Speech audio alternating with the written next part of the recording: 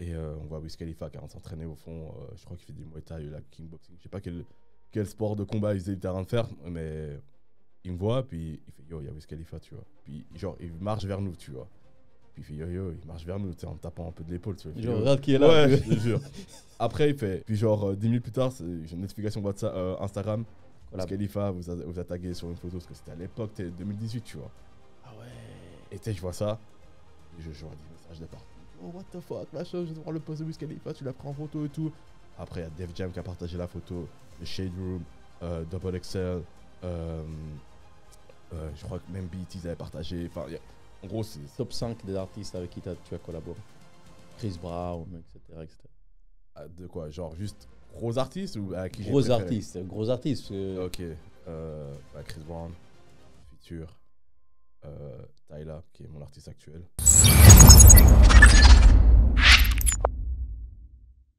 Bienvenue pour un nouvel épisode de BC Podcast. Avant de commencer, n'oubliez pas de partager et de liker ce contenu, ça nous aide à grandir. Aujourd'hui avec moi, un invité spécial. Vraiment, je sais que Mike, je vais te laisser te présenter après, mais juste pour la petite anecdote, tu es super pris. Donc je te remercie d'avoir pris le temps de venir partager un moment avec moi, de connaître ton histoire, de nous raconter le dessous de ton métier. Vous allez voir, ça va être juste incroyable. Je pense à des meilleurs épisodes qu'on ait tournés ici. Première question, qui est Mike ? Alors Mike c'est un jeune ambitieux de 32 ans. Les gens me disent que je suis photographe, il y en a qui disent que je suis vidéaste. Moi je me considère comme artiste visuel parce que je touche tout ce qui est visuel, quoi. Que ce soit photo, vidéo, post-production, graphisme, et ce qui va avec. T'es né où ? Je suis né à Genève, en Suisse, 1205. 1205 1205. Okay, t'es très fier de ça. Ah gars, ça bouge pas, plein pas les jonctions. Tu commences à... Moi, j'ai fait des petites recherches et j'ai vu que au début, tu étais mannequin. T'as fait ton taf. Hein. T'as fait ton taf. Ah, j'aime bien. Ouais, bah, en gros, à l'époque où justement, je faisais du basket, donc j'étais bien fit, bien athlétique et tout. Et puis, il y avait 2-3, c'était quoi? C'était une sorte d'agence en ligne et tout, qui m'ont contacté et tout, qui m'ont dit ouais, je pourrais faire mannequin et tout. Et puis, bah, moi, je connaissais pas ce milieu. Donc, du coup, j'étais là, bon, si ça peut me donner des habits gratuits ou me donner de l'argent en plus, à côté de ce que je fais, bah, pourquoi pas, tu vois. Donc, j'ai testé voir ce que ça donnait. Et puis, bon, j'ai vu que c'était pas trop pour moi, en fait. Pourquoi ? Non, parce qu'en gros, bon, maintenant, ça a changé. Mais à l'époque, avoir des tatous, c'était pas forcément... C'était un truc négatif, tu vois. Moi, à l'époque, j'avais juste 3 tatous, puis on m'avait dit, ouais, encore, c'était caché. Genre, c'était celui qui est là, sur le dos, et au poignet. Mais au poignet, si je mets une montre, on voit pas, tu vois. Et on m'a fait, ouais, ça va être compliqué, parce qu'il faudra mettre du maquillage pour cacher tout ça et tout, machin, là. Et il faudra pas que tu en aies plus. Et puis, moi, dans ma tête, je savais très bien que j'allais faire des sleeves. Tu l'as fait la totale. Ouais, donc, du coup, j'étais là. Et aussi, avec les photographes avec qui j'ai travaillé, il y a juste un avec qui j'étais content du résultat, mais j'étais là. Il photographie pas forcément comme moi je voudrais être photographié, tu vois. Ah, déjà à ce moment-là, tu avais cette vision-là ? Ouais, parce que je voyais les photos, mais j'étais là. Pourtant, ce qu'on avait fait, ça avait l'air cool, mais ça n'a pas donné comme je pensais que ça allait donner, tu vois. Et en vrai, j'ai transitionné parce qu'en fait, j'ai toujours voulu. En fait, je capture les photos du genre de comment moi j'aimerais être photographié, tu vois. Ça a du sens ? Oui, pour moi, oui. Donc, oui, j'espère qu'aussi. Voilà, donc en gros, c'est comme ça que j'ai, on va dire, transitionné devant la caméra à derrière la caméra, en fait. C'est grâce à ça, disons. Ouais, parce qu'en gros, j'étais là. Ils font pas. Je dis pas qu'ils ont pas fait le taf, mais selon moi, comment je voyais le truc, je me suis dit, purée, ils auraient pu faire bien mieux, tu vois. Si c'était moi, j'aurais fait ça comme ça, dans cet angle-là. Et je me suis dit, tu sais quoi, bah, on est jamais mieux servi que soi-même, par soi-même. Donc, du coup.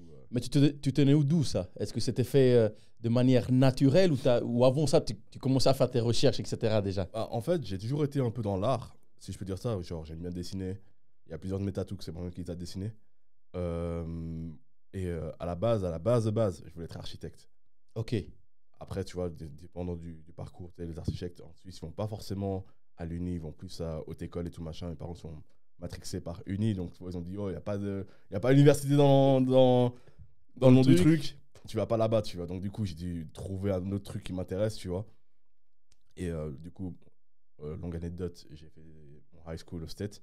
Et il y avait une élective qui était justement photographie. Puis c'était un A facile. Donc, du coup, j'ai fait ce cours-là. Et puis c'est à partir de là, tu vois, que j'ai commencé un peu à À kiffer le truc. À apprécier le truc, faire des photos et tout, capturer ce que je voyais selon ma vision des choses, tu vois. Est-ce que tu trouves, si je te pose la question, tu trouves que c'est dommage qu'à cette époque-là, et les tatouages et le fait que tes parents ne voulaient pas que tu fasses ton école d'architecte, c'est dommage? Parce que tes parents, ils voulaient que l'uni, et de l'autre côté, en termes de photos, les tatouages posaient problème. Je dirais que non, parce que finalement, ça a amené à où je suis aujourd'hui, tu vois. Et franchement, je regrette pas comment ça s'est passé, parce que je me dis, je serais pas à la position de ce que je suis aujourd'hui, quoi. C'est quoi la première? Non, c'est quand le jour que tu te dis, OK, j'ai envie de faire ça? Ça va plaire à certaines, mais bon. Alors, en gros, à cette époque-là, je faisais des photoshoots avec plein de personnes et tout. Et je rémunérais pas forcément mes services, tu vois. C'était plus parce que moi, je suis quelqu'un, j'aime bien faire plaisir, tu vois. Et si avec ce que j'aime bien faire, j'arrive à faire plaisir d'autres personnes, pour moi, je pensais pas directement facturer, business, tu vois. etc. Ouais, exactement. Et puis en gros, j'avais une ex à l'époque et c'est elle un peu qui m'a dit, tu sais, ce que tu fais et tout, tu vois, t'es passionné, quand tu travailles, t'as le feu dans les yeux et tout, machin, tu dois vraiment prendre ça au sérieux, parce que j'avais pas fait d'école, j'avais même pas lu le manuel de l'appareil, j'ai testé juste des trucs, tu vois. Et un jour, c'est juste là, je me suis dit, tu sais quoi, j'étais à l'Uni en psychologie, j'avais plus de plaisir à me lever à 4h du matin, aller faire des shoots, je sais pas, à Zurich en prenant le train, qu'aller à Webster University et puis faire mes cours de psychologie, tu vois. Donc du coup, je me suis dit, tu sais quoi, faut que tu testes, tu vois. Faut que tu testes, ça se trouve, tu vois, peut-être qu'il voit quelque chose que toi, tu vois pas, tu vois. Et c'est comme ça que ça a commencé. Qui aide à ce moment-là? Quand tu te lèves à 4h du matin pour aller faire des shoots, etc., ta passion, qui est derrière toi? Qui te pousse? Ma petite sœur, le copain de ma mère, mon ex. Et celle qui t'a initié, du coup. Exact. Ouais, elle y est pour beaucoup, hein. Même pour le nom, gars. Les gens ne savent pas, mais c'est elle qui a trouvé le nom aussi. C'est ça qui est drôle. Mais ouais, et puis du coup, en fait, cette personne-là a causé plusieurs problèmes. Enfin, pas problème, mais en gros, tu vois, à chaque fois que je vais parler un peu de mon histoire, je suis obligé de passer par là, tu vois. Donc, je suis toujours obligé de parler d'elle. Ça te fait chier? Moi, ça me fait pas chier parce que I'm over it, tu vois. Mais je peux comprendre comment ça peut énerver certaines meufs, tu vois. Ok, ouais, on a chacun notre histoire. Ouais, voilà. Moi, comme je t'ai dit avant tout, liker, commenter, c'est juste un épisode incroyable. J'ai fait des petites recherches aussi, encore et toujours. Et on va le voir par la suite, tu travailles avec des superstars. Ouais. Et ici en Suisse, ma question est, est-ce que tu penses que tu es assez valorisé par rapport au taf que tu as accompli, qui est juste incroyable? C'est une question très facile à répondre. La réponse est non. Non, pourquoi? Parce que là, je suis sur ça fait 10 ans que je fais ce que je fais, tu vois. C'est juste l'année passée que j'ai mon premier cover print en Suisse, tu vois. Et comme tu as dit, je travaille avec des superstars. Honnêtement, ceux qui me connaissent, ils savent très bien, je suis pas le genre de gars à flex et ce qui va avec, mais je pense qu'il n'y a personne en Suisse qui fait ce que je fais actuellement, tu vois. Et pourtant, j'avais déjà reach out à des médias, machin. De toi-même? Ouais, de moi-même, la RTS, Tribune de Genève et tout, machin, là. Pas de réponse.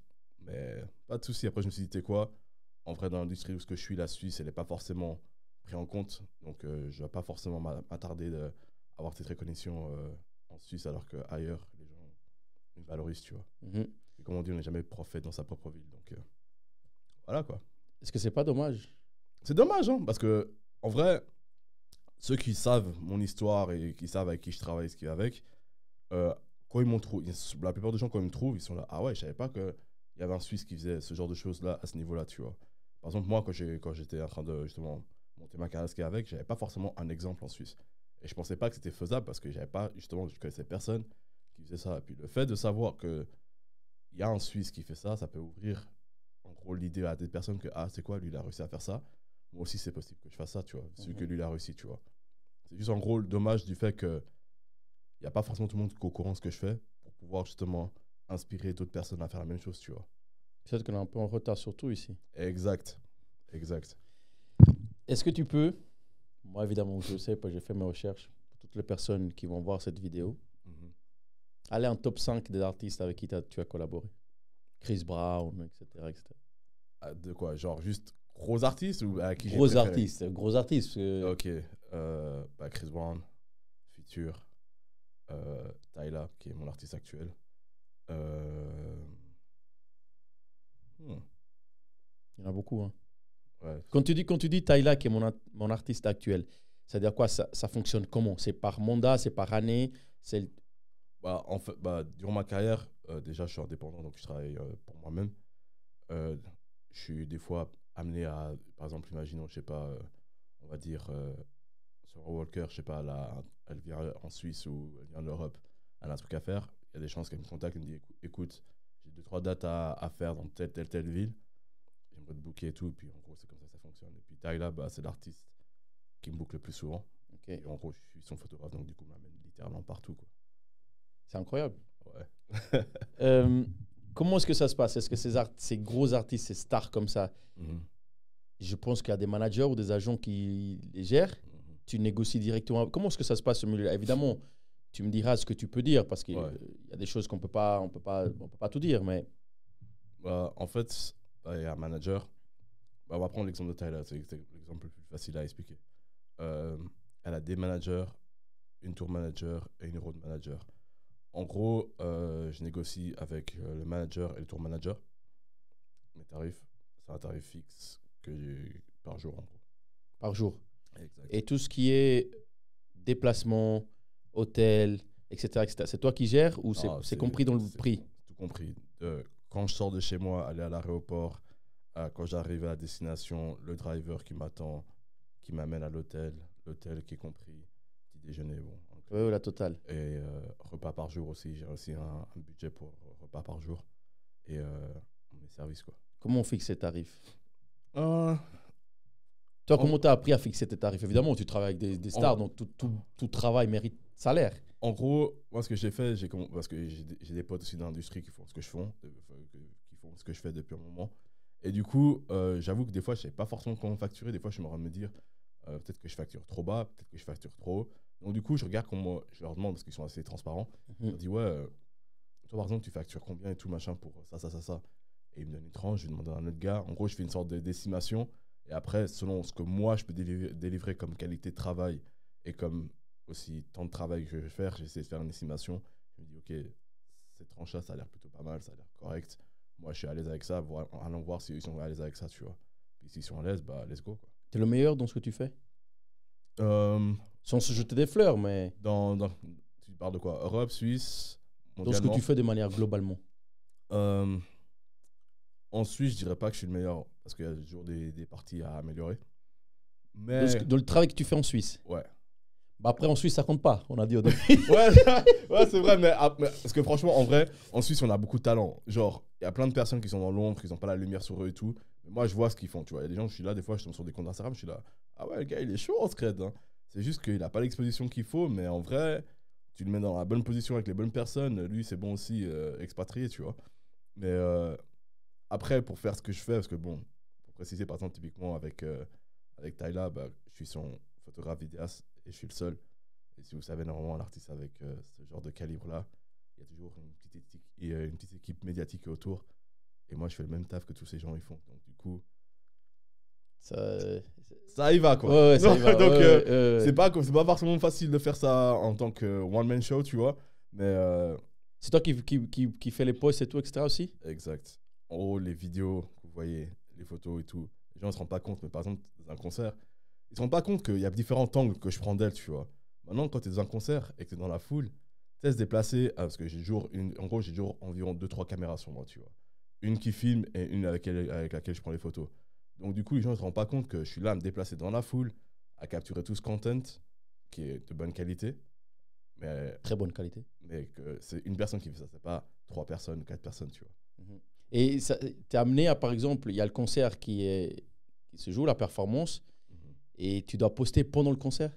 Ça arrive des fois que... Non, pendant le concert, non, mais ça arrive que très souvent que des fois, après le concert, de poster des trucs. Donc ça aussi, c'est un truc que les gens ne se rendent pas compte que je suis là à shooter, filmer ce qu'il y a avec. Dès que le concert est fini, je cours dans la loge, dans la loge de production pour commencer à exporter les fichiers et tout, pour savoir... Parce que tu sais, des fois, elle aime bien un peu poster juste après le show pour dire ouais, remercier les fans d'être venus, ce qu'il y a avec.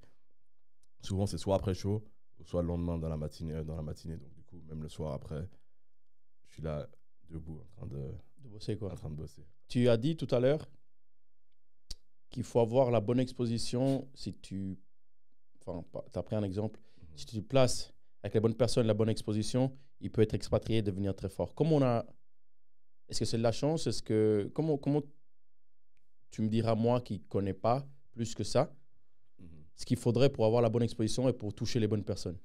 En vrai, il faut prendre des risques. Parce que dans la vie, si on ne prend pas de risques, il n'y a rien qui se fait. Donc, en gros, ce qu'il faut faire, c'est déjà toujours être prêt. Parce que des fois, il y a des gens qui veulent l'opportunité, mais qui ne sont pas prêts à recevoir l'opportunité. Puis après, s'ils la reçoivent et qu'ils ne sont pas prêts, bah, c'est une opportunité manquée.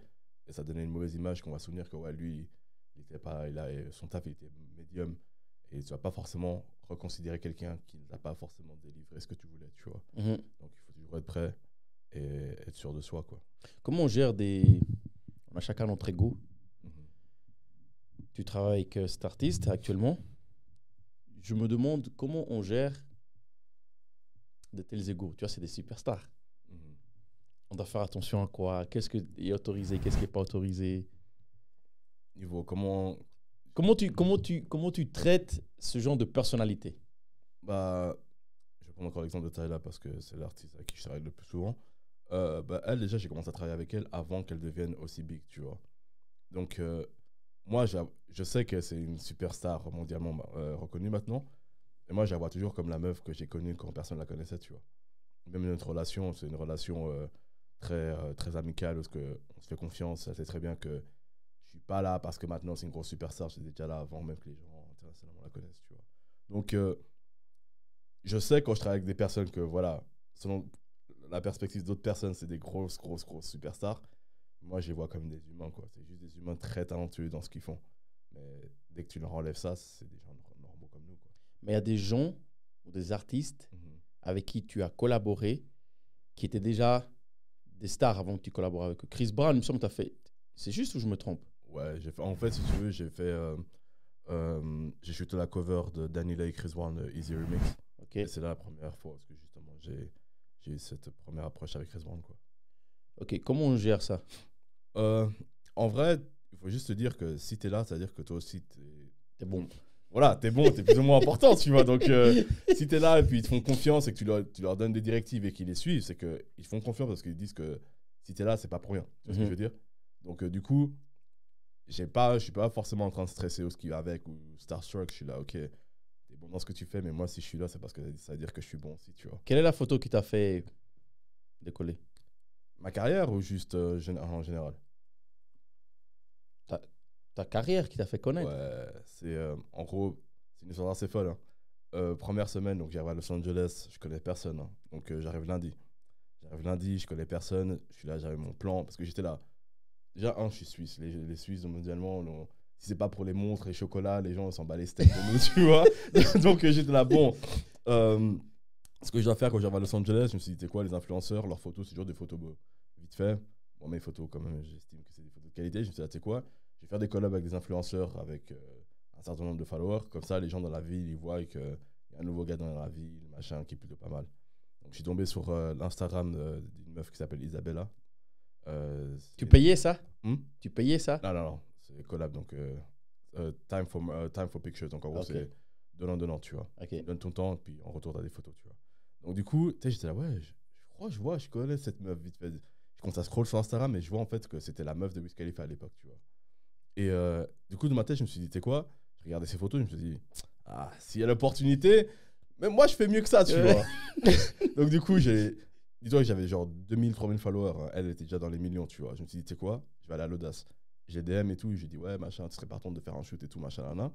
Sans trop penser qu'elle allait répondre, parce que je me suis dit, un compte à 1 million, moi j'ai 2000 followers. Même pas regarder. Voilà, pas regarder en mode ça paie dans l'eau, tu vois. Et dans la journée, je vois qu'elle répond, fait yo, let's do it et tout. Je dis, oh, cool, tu vois. Et du coup, elle me fait, ouais, tu sais quoi, on shoot dimanche et tout, machin, dis-moi ce que tu as en tête et tout. Puis du coup, je dis, tu sais quoi, j'ai voulu refaire un shoot sportif, sport, fashion, tu vois. Donc du coup, ça tombait bien parce que justement, bah, ceux qui savent, Wiz Khalifa, il fait du Muay Thai. Et puis du coup, bah, elle est un peu dans un sport de combat aussi, tu vois. Et puis il m'a fait, ok, cool, tu sais quoi, je te envoie l'adresse du gym où qu'on va shooter et tout. Comme ça, on peut shooter là-dedans, ça peut être cool, tu vois. Il m'envoie des photos un peu du lieu et tout. Je fais, ouais, c'est parfait. Jour J, j'y débarque. Et donc, j'étais avec un pote de Londres. Et on voit Wiz Khalifa qui est en train de s'entraîner au fond. Je crois qu'il fait du Muay Thai, la kickboxing. Je sais pas quel sport de combat il était en train de faire. Mais il me voit, puis il fait yo, il y a Wiz Khalifa, tu vois. Puis genre, il marche vers nous, tu vois. Puis il fait yo, il marche vers nous, tu sais, en me tapant un peu de l'épaule, tu vois. Genre, regarde qui est là. Ouais, je te jure. Après, il fait yo, Mike. Et puis, tu sais, déjà dans ma tête, moi, ça m'a fait bader parce que je suis là, putain, il sait qui je suis, tu vois. Comme j'ai dit, c'est la première semaine, je viens de débarquer à LA, j'ai débarqué lundi, là, on est dimanche, tu vois. Et tu sais, je fais ouais, frère, t'es là pour Isabella? Je fais ouais, elle est dans le vestiaire en train de se changer, tu peux aller là-bas, tu vois. Après, bon, il s'est présenté Wiz Khalifa en mode comme si personne ne connaissait qui il était, mais normal, tu vois, il se présente quand même. Du coup, de ma tête, je me dis, c'est ouf, Wiz Khalifa, il sait qui je suis, tu vois. Tu sais, c'était ma première expérience, on va dire, avec une grosse superstar, tu vois. Du coup, je vais dans le vestiaire, Isabella, elle était changée, tout machin, me greet et tout ce qu'il y a avec. Et on commence à shooter. Puis en gros, quand je shoot, je suis toujours branché à mon ordi pour que les photos elles sortent directement, puis qu'on puisse les voir en grand, tu vois. Et du coup, j'étais branché à mon ordi, j'étais en train de shooter et tout. Et Wiz, il s'est assis devant mon ordinateur et il commence à regarder les photos. Il commence à kiffer. Et tu sais, je me dis, il y a deux trucs qui peuvent se passer. Parce que les Américains, ils sont très crus dans ce qu'ils pensent. Ils vont pas mâcher leurs mots, tu vois. Je dis, soit il va te dire, yo, c'est dope, ou soit il va me dire, yo, c'est whack, tu vois. Et du coup, il fait, yo. Donc, mon cœur commence à battre et tout. Il fait, yo, mon cœur commence à battre et tout. Et donc, je me retourne, je fais, yeah. Il fait, yo, this shit is dope. Can that happen? Et je fais, let's go, tu vois. Et puis, donc, du coup, il était en train de faire des photos avec lui et son ex, tu vois. Et mon pote à côté de moi, il fait, ouais, tu verras, ces photos vont viral et tout, machin, nan. Les Américains, ils aiment bien le black love et tout, machin, nan. Les photos sont d'art et tout, machin. Et moi, tu vois, j'étais là, bon. Je voulais pas trop exciter parce que je me dis, je sais pas qu'est-ce qui va se passer après ça, tu vois. Je préfère pas m'exciter puis être déçu après, je préfère être normal et prendre ce qui va venir, tu vois. Du coup, ils voient les photos, ils sont en kiff, yo, il est là, t'as fait un putain de good job et tout, machin. Puis bon, vu que personne n'était au courant de ce que je faisais, je me disais là, tu sais quoi, il faut que je fasse une selfie avec pour que ça commence. Que quand je poste, les gens vont dire what the fuck, tu vois. Donc du coup, je fais ma selfie, tout machin, nan. Mes potes, ils étaient même pas au courant. Donc je mets en story que voilà, une selfie avec Wiz Khalifa. C'est là en mode, comment en mode, tu viens d'arriver, mec. Exactement, tu viens d'arriver. Comment ça s'est fait, tu vois. Je dis ouais, je vais vous expliquer et tout. Donc le soir, je rentre. À la base, j'avais un plan prévu. Et Isabella, elle m'envoie un message avec des numéros de fichiers de photos parce que j'ai déjà envoyé les previews pour qu'ils puissent choisir. Après, il fait ouais. Donc, on va les numéros. Il fait, ouais, oui, il aimerait poster ça ce soir. J'ai annulé tous les bails. Je suis resté édité et tout machin. Et puis, j'ai envoyé.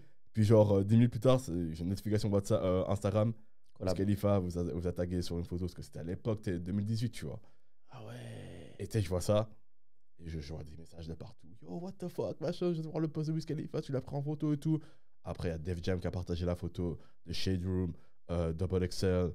Je crois que même BET ils avaient partagé. Enfin, en gros, c'était viral. Donc, du coup, mon téléphone était en train de blinker toutes les 2 secondes et tout. Puis, je me suis dit, mais attends, donc ça veut dire qu'à chaque célébrité qui poste leur téléphone, c'est comme ça. Puis après, mon pote, il me fait, non, en fait, c'est quoi, tu peux changer les paramètres de ton Instagram et seulement mettre notification pour les gens que tu follow. Je me dis, ah, ok, parce que franchement, la batterie, ça utilise, tu vois, à chaque fois que ça blink, tu vois. Et à partir de là, mec, c'est là que ça a pris. Genre, il y a ceux qui connaissent Love et Hip Hop Hollywood qui m'ont contacté pour que je fasse un épisode parce que je suis allé photographe dans l'épisode. Gros, ça c'est un truc aussi trop ouf. La maman de Lil Durk m'a contacté, mec. Non. Ah, je te jure. C'était une folie. Après ça, c'est là que vraiment ma carrière elle a commencé, tu vois. Est-ce qu'il faut de la chance un peu pour ça?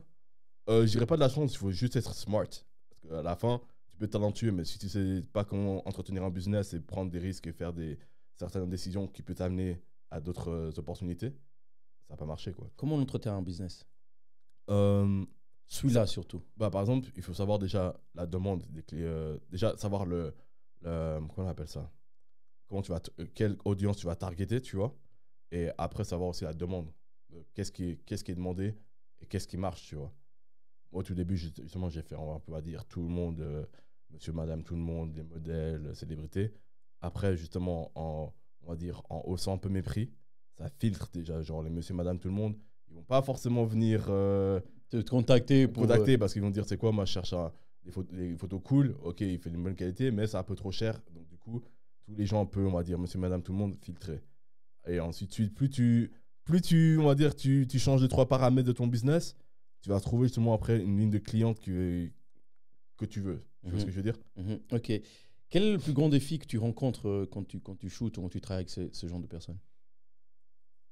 À chaque fois être en top, tu vois, genre always deliver. Parce qu'en gros, maintenant j'ai une sorte de réputation, tu vois. Et quand on book, il y a une sorte de qualité qui est attendue, une sorte de contenu qui est attendu, donc il faut que je délivre, tu vois. Ça t'arrive de faire des erreurs? Évidemment, à tout le monde, mais bien sûr, bien sûr. Comment on les cache un petit peu?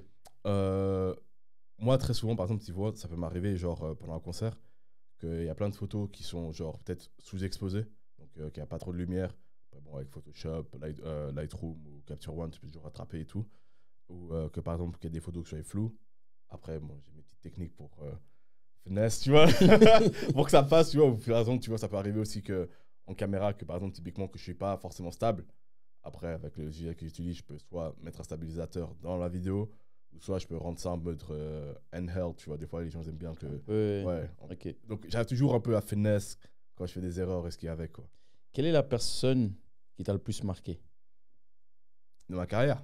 Ouais. Et après, tu me diras... Avec qui j'ai travaillé ou juste quelqu'un... Avec qui tu travaillais d'abord? En vrai, il y en a deux. Avec qui j'ai travaillé en vrai... Non, il y en a trois même. Ouais, il y en a trois. Premier, Isabella, parce que si elle n'avait pas accepté ce shoot, ma carrière n'a pas pris aussi vite. Parce que là, ça fait déjà quoi, 4 ans que je fais de la photo, tu vois. Après, il y a ceux qui connaissent Caddy Kyle. Long story short, en gros, on va dire c'est un peu la vraie première célébrité que j'ai shootée.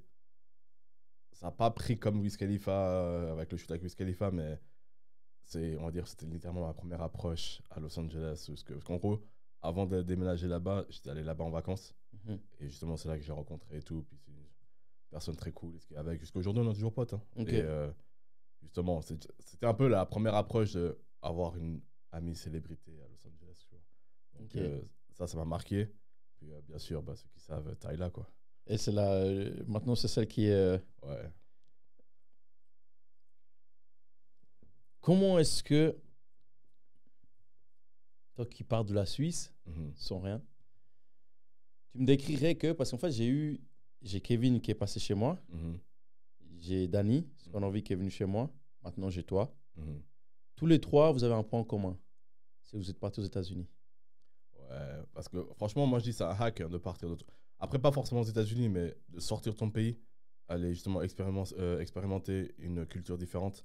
Surtout que quand moi je suis parti aux States, j'avais des bases anglais, mais je peux pas dire que j'étais bilingue. Je pensais que j'étais bilingue, tu vois. Mais arrivé là-bas, j'ai compris que j'étais pas bilingue, tu vois. Mais ouais, en fait, ça donne une autre ouverture d'esprit, tu vois. Et aussi, comme les gens le savent très bien, aux States, les gens, ils ont faim, tu vois. Ensuite, je dirais pas que... On a une certaine faim, mais c'est pas comme eux, parce que c'est en mode, c'est ça ou rien, tu vois. Ici, il y a des backup plans, t'es là, ça marche pas. No offense, hein, ça marche pas, je peux aller travailler à la Migros, je gagne 4000 balles par mois, je suis tranquille, j'ai mon petit appart à 1005, c'est bon, tu vis tranquille, tu vois, t'as ta petite vie pépère, tu vois. Alors que là-bas, par exemple, il y en a qui vont se dire, tu sais quoi, non, moi, je vais être D1 college basketball player. Ok, party, est-ce qu'il va avec et tout. Je me concentrerai que sur ça, parce que en gros, il faut que je sorte ma famille de la galère, ce qu'il y a avec. Alors qu'en Suisse, il n'y a pas vraiment de galère, tu vois. Oui, des fois, on lutte à payer les factures, ce qu'il y a avec, mais... Les impôts. Voilà, il n'y a pas la vraie galère, quoi. Parce que franchement, même niveau, comment on appelle ça, homeless, genre là-bas, c'est un autre niveau. Moi, des fois, j'avais pitié quand je vois les Roms et tout, machin, mendier et tout, mais là-bas, c'est abusé, genre en mode, ils sont vraiment dans la rue, tu vois. C'est pas comme ici, tu vois, ils ont l'air en galère, mais... Ils s'en sortent. Ils s'en sortent quand même. Alors là-bas, c'est vraiment en mode, hey nigga, you need help, tu vois, tu vois ce que je veux dire? En mode, c'est hardcore, tu vois. Donc, ça ouvre toute une autre perspective, en fait. Moi, franchement, ça m'a beaucoup ouvert auto-entrepreneuriat. Genre en mode, comme les gens le savent très bien en Suisse, c'est pas vraiment poussé à être indépendant, être son propre chef. Alors que là-bas, justement, ils encouragent justement à penser plus grand, justement à rêver beaucoup plus grand aussi, parce que honnêtement, si de toute façon je pouvais parler à Younger Me, tu vois, lui dire écoute Mike, quand tu vas être dans la trentaine et tout, tu vas faire ça, tu vas travailler avec telle personne. J'aurais dit, c'est un mytho, lui. C'est un mytho, tu vois. Alors que si par exemple j'irais parler à moi en high school, après avoir justement ouvert ses esprits, j'aurais peut-être dit ouais, c'est aussi un ouf, mais c'est pas impossible, tu vois. C'est pas impossible, parce qu'en vrai, si tu te donnes les moyens, tu sais comment move in the industry, you're good, tu vois. Quel est ton meilleur souvenir? Ça fait combien d'années? Ouais, ça fait 10 ans. 10 ans, hein? Ouais. Jusqu'à maintenant, aujourd'hui, si je te demande quel est ton meilleur souvenir? En vrai, je crois que c'est quand j'étais sur le set de Easy Remix avec Chris Brown et Dalilei. Parce qu'en gros, même si j'avais travaillé déjà avec plein d'artistes avant ça, il me fallait justement le stamp qui dit OK, I'm certified in what I do, tu vois ce que je veux dire. Parce que tu sais, les gens voyaient OK, parce que j'ai travaillé genre avec Dalilei, avec Wiz Khalifa, avec plein d'artistes, même des acteurs, ce qu'il y a avec et tout. Mais il me manquait, genre, on va dire, ce A-list artist, vraiment, ce stamp qui me donne en gros que, OK, Mike, il est vraiment out there doing his thing, tu vois. Et quand j'ai eu justement cette cover, et que justement j'ai travaillé en sachant que sur le set, il y avait le photographe personnel de Chris Brown, tu vois. Mais c'est ma photo qui a été prise pour le cover du single. Donc, du coup, même ça. C'est là que vous avez gagné, c'est avec celui-là que vous avez gagné le. Jay m'a dit que tu avais un. Platinum. Ouais. Ouais, en gros, c'était mon premier platinum cover, en gros, celui de Chris Brown et Dalilei, ouais. Et t'en as combien maintenant? Physiquement, j'en ai un parce que celui de Chris Brown Dalilei, j'avais pas commandé parce que aussi, il faut que j'explique aussi comment ça se passe pour les plaques et ce qu'il y a avec. Mais physiquement, j'en ai qu'un pour l'instant. Mais gagné, obtenu. 3. En vrai, le Easy Remix, c'est les 3 fois platinum. Donc, du coup, si j'achète chaque plaque, ça ferait genre 3 plaques. Donc, platinum une fois, double platinum et triple platinum. Et Water aussi, de Tyla, que j'ai shooté la cover, elle est 3 fois platinum au State aussi, tu vois. Ok, comment ça se passe? Ça dit que tu allais expliquer comment ça se passe. En gros, l'artiste, en fait, il faut déjà que tu sois accrédité dans le travail, tu vois. Parce que des fois, les labels, ce qu'ils font, c'est qu'ils achètent les droits de ton image. Mais après, ils ont le droit aussi de ne pas te créditer. Parce que dès qu'ils ont les droits, après, ils peuvent faire ce qu'ils veulent. C'est comme si ça leur appartenait. Ça leur appartient après. Ça leur appartient. Parce que tu leur donnes le droit de faire ce qu'ils veulent avec la photo. Donc, du coup, tu vends ton image, enfin, l'image que tu as prise, tu vois.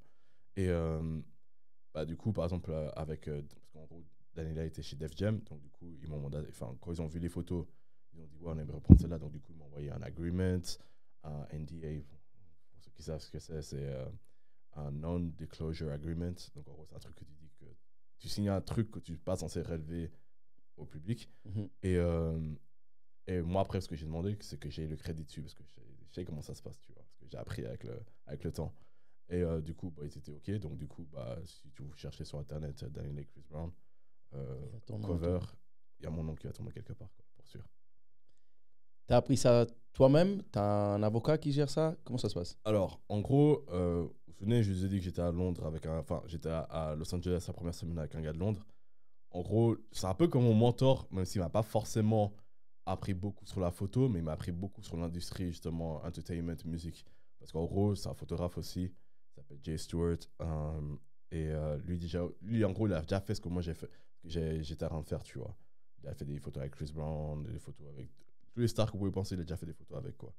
Même, justement, à l'époque, quand Chris Brown était avec Karrueche, je suis sûr que les gens ils ont vu cette photo, parce que, genre, Chris Brown était en train de faire un match de baseball, je crois que c'était softball, je sais pas quoi. Et il y avait une photo de Karrueche et Chris Brown qui tournait, c'est lui qui avait pris ces photos-là, tu vois. Même la photo, parce qu'il y a Chris Brown, The Game, Bow Wow. Il y a qui encore, je crois, il y a Trey Songz aussi sur la photo et Chris, c'est lui qui a pris cette photo qui a tourné justement sur le net et tout ce qu'il y a avec. Okay. Donc il aussi un. Ouais, il est chaud. Après, bon, maintenant il est un peu retraité, mais justement il m'a un peu appris à comment mouver dans l'industrie, comment faire prendre des bonnes décisions, comment se créer des opportunités qui sont pas forcément là devant toi, et ce qui va avec, quoi. Est-ce que tu as des exigences de ce genre de personnes particulières? Comment ça? Tu vas shooter Chris Brown et puis il a des exigences où tu dois pas te plier, mais tu dois les accepter. Par exemple, typiquement, ça, je peux en parler. Le jour du music video Easy Remix, donc comme j'ai dit, il avait son photographe personnel. Et en gros, on était restreint à un certain moment de quand on pouvait prendre Chris Brown en photo, tu vois. Et bon, moi, vu que j'étais avec Dalilei, parce qu'à ce moment-là, j'étais le photographe personnel de Dalilei, déjà, j'étais super smart parce que je me suis dit, j'allais sur plusieurs sets de musique vidéo, les gens ils viennent toujours avec leur appareil et un petit flash Cobra Speedlight qui met au-dessus, tu vois. C'est cool. Mais moi, je me suis dit, tu sais quoi, je vais être smart. Moi, je veux des photos bonne qualité. Bon, parce que, bon, je dis pas que tu peux avoir des photos de mauvaise qualité avec le Speedlight, mais niveau ouverture de lumière, tu peux pas avoir une grande source de lumière. C'est une petite source de lumière que tu as. Donc, du coup, je me suis dit, tu sais quoi, je vais prendre mon flash portable. Donc, mon flash studio portable à batterie, tu vois. Donc déjà, je suis arrivé sur le set, elle m'a vu, elle a compris que, ok, Mike, il est prêt. Sérieux. Lui, il est sérieux, il est prêt et tout. Puis vu que, comme j'ai dit, j'étais son photographe personnel, j'ai dit, tu sais quoi, quand t'as 5 minutes, prends Chris, viens me retrouver là-bas, et je vais préparer un petit coin et tout, machin, pour pouvoir faire des photos, pas forcément behind the scenes, mais photos on set, tu vois. Genre en mode, vu les habits, le décor, les gens vont comprendre que c'était sur le set de Easy Remix, mais c'est pas des photos du clip, tu vois, qui appartiennent du clip. Donc du coup, il me dit, ok, I got you et tout, machin, donc je suis là, je fais une petite photo BTS, c'est ce qu'il y a avec. L'équipe vidéo, il change de lens, donc du coup, elle a 5 minutes. Elle prend Chris, et du coup, moi, je monte mon flash et tout, machin, je commence à prendre en photo, et puis j'ai même le clip encore sur mon téléphone, parce que bon, il fallait que j'ai ce clip. Il faut que tu aies un truc, ouais. Et dans le clip, tu peux voir que il y a plein de flashs, mais ça ne matche pas forcément en comment moi je suis en train de prendre la photo. Donc tu comprends que moi, quand j'ai commencé à prendre les photos, tous les autres photographes qui étaient sur le set, ils ont vu que le gars, il a créé un bon spot, c'est un bon coin. Donc ils sont venus gratter un peu, essayer de voler en vol la photo que j'essayais de créer, tu vois. Puis vu que j'avais un photo flash studio, c'était bien éclairé, c'était propre. Donc du coup, même Def Jam, ils ont pris mes photos à moi et pas celles du photographe officiel, quoi. Quelle est ta vision d'ici, 5 ans, à titre personnel? 5 ans. Tu te vois où? 32. 3 ans. 3 ans. Niveau carrière ou juste niveau vie? Niveau carrière, tout d'abord. J'espère être vraiment genre comment on appelle ça?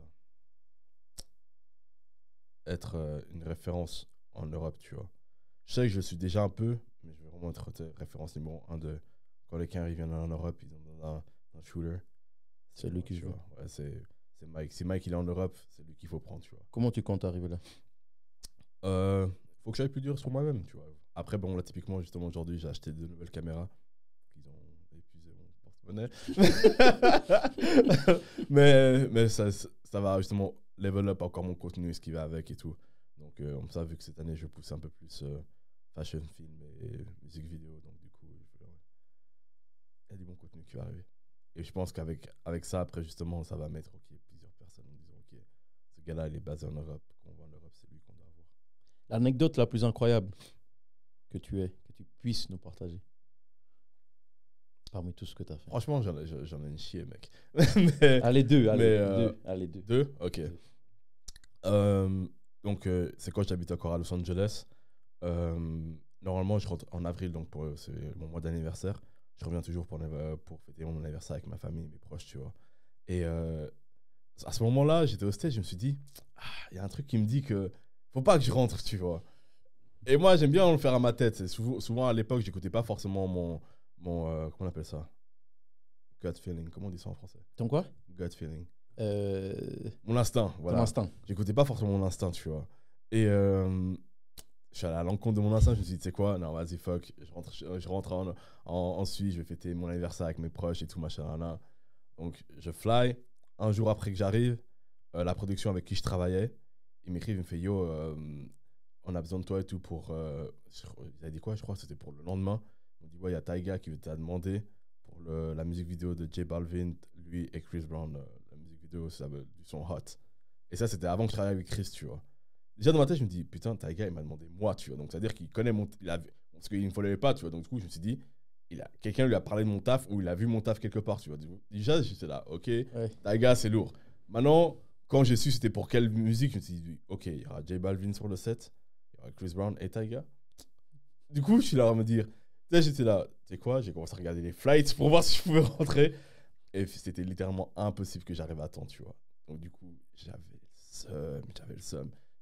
Même nos vies, ils connaissent cette histoire parce que justement, j'en ai parlé, tu vois. J'avais le seum, mes potes. J'ai appelé tous mes potes, j'ai fait, les gars, j'ai cette opportunité de travailler avec Tyga, J Balvin et Chris Brown. Et je peux pas parce que je suis rentré et que le shoot, il est littéralement demain. Mais si je pars aujourd'hui, j'arriverai pas à temps, tu vois. Du coup, j'avais le seum parce que je me suis dit, putain, l'opportunité manquée.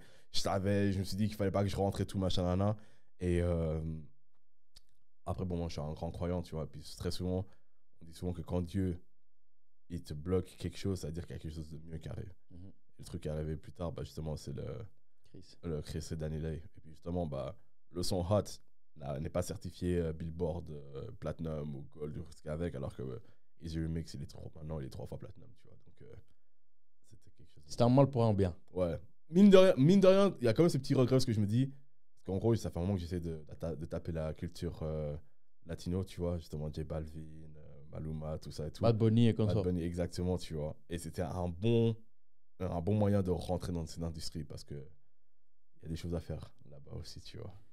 On te le souhaite. C'est tout le mal que je te le souhaite. En tout cas, tout ce que tu as fait jusqu'à maintenant, je pense que ça va de soi et ça va arriver. Parce que si c'était le meilleur, vous allez pouvoir le voir. C'est juste incroyable ce que tu fais. Mike, le mot de la fin, ça serait quoi, Mike? Photographe, le fils, le frère, le photographe de star. Pour les gens qui vont regarder cette vidéo, ça serait quoi? Le mot de fin. Moi, je dis toujours aux gens, croyez en vous. Mais c'est... Attends. Parce que toutes les personnes qui viennent ici, on va développer un peu sur ça avant de finir. Je pense qu'on a le temps, oui, bien sûr.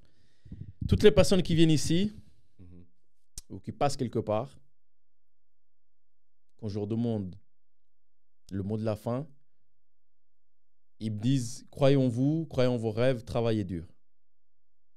C'est ce que tu allais me dire, plus ou moins. Ah, j'allais dire, croyez en vos rêves, parce que, honnêtement, même moi, ce que je fais actuellement, si on m'avait dit que je ferais ça un jour, j'aurais dit, ouais, comme je disais tout à l'heure, pas possible. Mais en gros... Tu croyais pas en toi au début? Bah, en vrai, quand je suis parti à Los Angeles et qu'il est arrivé ce qui est arrivé, ça a confirmé, parce que j'étais vraiment jamais sûr de est-ce que je suis en train de faire ce que je suis censé faire, tu vois. Parce que des fois, tu commences des trucs, tu es là, ouais, ça marche, mais ça marche pas, au point où tu te dis, ouais, non, je sais que that's my shit, tu vois, c'est ça que je suis censé faire, tu vois.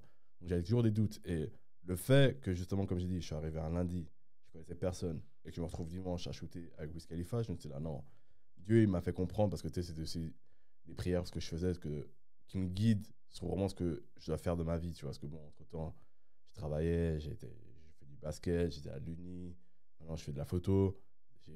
J'ai joué sur plusieurs plateaux, tu vois. Puis ça, c'était vraiment un aspect de ma vie que je kiffais bien, justement, faire de la photo, voyager, tout ça et tout, tu vois. Mais il fallait que j'étais pas encore sûr que c'était vraiment ça que je devais faire. Et avec ce qui s'est passé à Los Angeles, pour moi, c'est une confirmation. Je me suis dit, mec, si ça, c'est pas un signe de Dieu qui dit, gars, c'est ça que tu es censé faire, franchement, je sais pas ce qu'il faut le plus pour me convaincre, tu vois. Donc, du coup, croyez en vos rêves, même si les gens autour de vous, parce que même mes proches, il y en a certains, pas qui m'encourageaient pas, mais ils disaient que, ouais, c'est cool, mais tu vois pas, comment tu veux y arriver? En gros, pas qu'ils doutaient, mais pour eux, c'était tellement irréalisable parce qu'ils ne voyaient pas comment j'allais accéder à certaines personnes ou à un certain niveau Quelle autorité de réussite. Voilà. Et le fait que maintenant, tu vois, qu'ils voient que ce que je disais, ce que je visionnais est en train de se passer, ils se disent qu'en fait, tu peux pas ne pas rêver trop grand parce qu'en fait, si tu te donnes les moyens, c'est réalisable, tu vois. Donc oui, comme les autres qui sont venus avant, croyant... Non, franchement, c'est important parce que même vos proches, par exemple, typiquement, comme j'ai dit, ma famille, il n'y a pas tout le monde de ma famille qui était très supportif de moi. Pas qu'ils étaient à l'encontre, mais qui ne comprenaient pas, en fait. Ils ne comprenaient pas ce que ma vision, ne comprenaient pas où je me dirigeais. Donc du coup, c'est assez compliqué pour eux de me supporter dans un truc qu'ils ne comprennent pas, tu vois.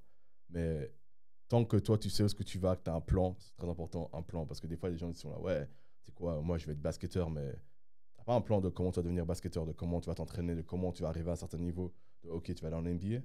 On sait très bien, en Suisse, il n'y a pas forcément de chemin. OK, essaie d'aller en France, essaie d'aller en Allemagne, en Italie. On a des pays, on a de la chance d'être au milieu de l'Europe et avoir accès à plusieurs pays, de vraiment avoir un plan, quoi, de savoir, OK, je vais faire ça, et en allant là, ça va aboutir à ça, qui peut peut-être me mener dans... Tu vois ce que je veux dire? Vraiment avoir un plan. Parce que si tu n'as pas de plan, bah, comme j'aime bien dire, c'est un pet dans l'eau, quoi.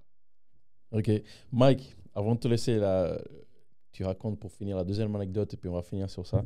Merci beaucoup d'avoir partagé presque 1 heure avec moi. C'est super intéressant de connaître. Évidemment, je pense qu'on peut rester ici des heures et des heures à parler de ce que tu fais et des anecdotes que tu as.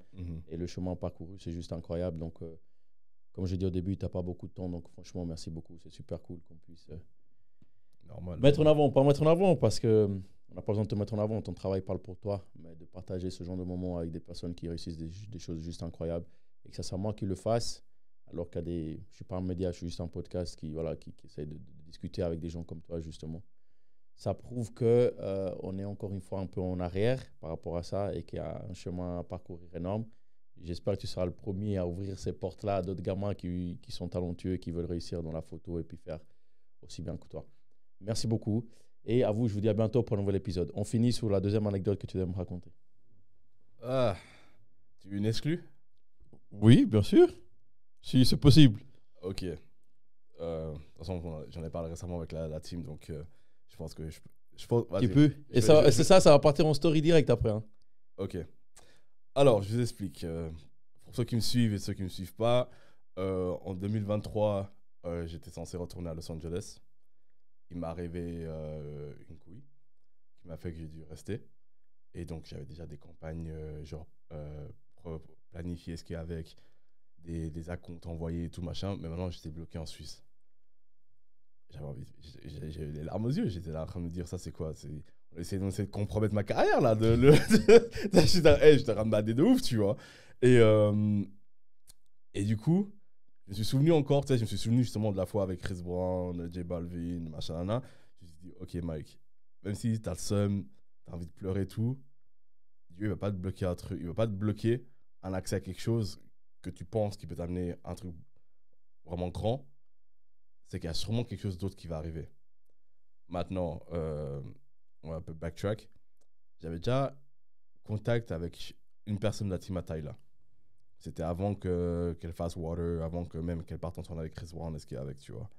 Et on avait pris contact et tout, machin, et en gros, la personne m'avait dit, ouais, tu sais quoi, je pense que Tyla elle aimerait bien travailler avec toi parce que ton taf, il est cool et tout, machin, puis c'est ça ce qu'elle a besoin en ce moment, tu vois. Mais sauf qu'on n'était pas dans le même continent à ce moment-là. Donc je suis là, je suis triste et tout, machin, je suis là, putain, maintenant il faut que je renvoie les acomptes parce que physiquement, bah, je peux pas être là, donc du coup, je peux pas faire le shoot et ce qui va avec, donc du coup, je suis là, putain, je suis en train de perdre de l'argent et ce qui va avec. Et 2-3 jours plus tard, je vois que Tyla elle annonce qu'elle fait la première partie de la tournée à Chris Brown en Europe, Under the Influence Tour. Donc, tu sais, je vois ça, je me dis, God, you trying to show me something? You trying to tell me something? Tu vois, en mode, je me dis, c'est un signe ça ou c'est comment, tu vois? Donc, du coup, je reach out back à la personne que j'avais de sa team et tout. Je dirais, je vois que Tyla elle a annoncé sa tournée en Europe et tout, machin, si vous avez besoin d'un photographe, je suis là, tu vois, en sachant que vous avez une date à Zurich, donc en Suisse. Et il fait, ah, ok, ouais, cool, ça sera une première approche de comment on peut justement voir si on s'entend bien ensemble, si tu t'entends bien avec la team, si tu t'entends bien avec elle, ce qu'il y a avec. Et du coup, j'ai fait ma prestation gratuitement, tu vois. Coup de poker, je me suis dit, tu sais quoi, je vais faire ça. À l'audace. Voilà, à l'audace, en sachant que, tu vois, elle n'était pas connue. Hein, donc, inconnue au bataillon, les gens ne savent pas qui c'est, ce qu'il y a avec et tout. Donc, du coup, je vais à Zurich, je rencontre la team et tout. Puis, franchement, la connexion s'est fait directement. Même eux, ils ont dit, on a l'impression qu'on te connaît depuis toujours, tu vois. J'ai fait ce que j'avais à faire et tout. J'étais super content parce qu'à la base, moi, je pensais qu'il y avait quelqu'un médiatiquement qui était là avec eux, tu vois. Et j'ai réalisé qu'il n'y avait personne. En fait, il n'y avait pas de photographe. Et je me suis dit, c'est quand même malade. En gros, t'es en tournée avec Chris Brown et il n'y a pas de photographe. Comment t'es en tournée avec une légende vivante et c'est ton premier tour et t'as pas de photographe? Du coup, j'ai proposé que je continue à faire le truc et ils m'ont dit, honnêtement, on n'a pas de budget.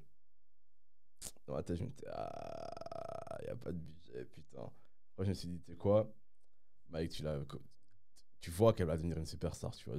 Je savais qu'elle allait devenir une superstar. Du coup, j'étais là, tu sais quoi, exclu, hein. J'étais là, j'ai redit, tu sais quoi, tant que vous me donnez un coin où dormir et à manger, moi, je m'occupe du reste, tu vois. Donc, il dit qu'en gros, typiquement, j'ai fait le tour, en fait, gratuitement, tu vois. Et je me suis dit, tu sais quoi, si elle devient comment je pense qu'elle va devenir, ça va te rapporter bien plus après. Voilà. En gros, j'ai fait un pari sur moi-même et j'ai fait un pari sur elle. Parce que je me suis dit, tu sais quoi, je vais offrir mes services gratuitement en espérant que, justement, ils voient que j'ai fait un grand geste. Parce que, pas comme si mon portfolio derrière, il était vide. En sachant que justement, j'avais travaillé avec des gens beaucoup plus haut placés qu'elle à ce moment-là. Du coup, je leur dis, ouais, vous savez quoi, comme j'ai dit, vous me donnez juste un coin à dormir et à manger et moi, je m'occupe du reste. Du coup, c'était là, ouais, sérieux et tout, machin, en mode, tu sais, c'était là, sérieux? Moi, je dis, ah ouais, I'm serious, real talk, tu vois. Du coup, ils font les logistiques et tout, machin, ils me fly à Londres, je rejoins la tournée de Chris Brown et Tyla, et puis du coup, c'est là que médiatiquement, justement, c'est là qu'elle a commencé à avoir du contenu, ce qui va avec et tout, machin, Et à la dernière date, justement, à Paris, il y a le président d'Epic qui était là. Puis à la fin du show, il m'a dit ouais, ravi de te rencontrer. Il m'a dit ouais, mec, franchement, you saved our asses, tu vois. Donc après, il a dit ouais, we're never gonna forget that, we're grateful for you, machin, là. Puis tu sais, franchement, dans notre industrie, des fois, il y a des gens qui se disent ouais, c'est bon, on vous a rendu un service, t'inquiète, on t'oublie pas, tu vois. Et des fois, après, bah, finalement, on t'oublie. Et donc là, là c'était quoi? C'était avril, enfin ouais, mi-avril, début avril. Et genre en juin, il me recontacte parce que justement, on allait faire des festivals en Europe, dont Afro Nation, festival en Suède, France, et ce qu'il y a avec. Puis là, justement, on me contacte, ils me disent ouais, on aimerait prendre en tant que photographe et tout, machin, pour les festivals et tout. Et là, justement, on a plus de budget, donc du coup, donne-nous tes tarifs et ce qu'il y a avec et tout. Puis, au fur et à mesure, bah, après, je suis resté dans la team et là, ils me payent, par exemple, beaucoup plus que mes tarifs habituels, tu vois. Parce que c'est le travail que tu as pu faire avant qui voilà. voit. Et que, justement, tu es très, très, très, très loyal parce que, comme j'ai dit, dans cette industrie, c'est toujours en mode, je prends ce que j'ai à apprendre et après, par exemple, si j'ai pas vraiment plus besoin de cette personne-là, que je peux avoir mieux, bah vas-y, je peux aller chercher mieux, tu vois. Alors qu'ils ont été loyaux, ils sont restés avec moi jusqu'à maintenant, tu vois. Donc, et c'est devenu la personne que je pensais qu'elle allait devenir. Donc, c'est un pari que j'ai gagné sur moi-même et j'ai maintenant une plaque qui est dans mon studio de ce pari que j'ai fait sur moi-même, quoi. On finit sur ça. Mike, merci et on se dit à bientôt. Ciao.